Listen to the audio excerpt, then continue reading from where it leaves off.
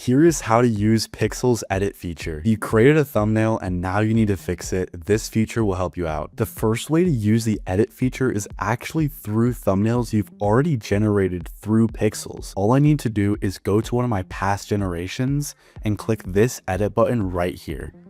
In this prompt box right here, I can type exactly what I want changed. For this example, I'm just doing a very simple fix. All I want is the colors of his clothes to be changed.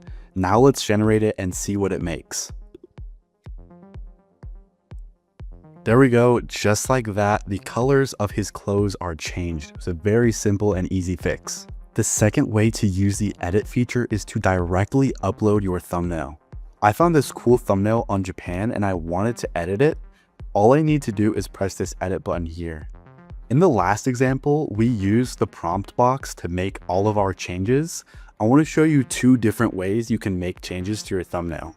The first way is to use rectangle selection. That is right here, and you can simply just select the area that you'd like to change.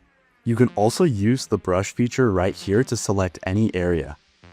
For this example, I'll be using rectangle, so I'll just select rectangle selection and select the area that I'd like to change, which is the caption right here. I simply just typed the change that I want, which is to change the caption to dying country.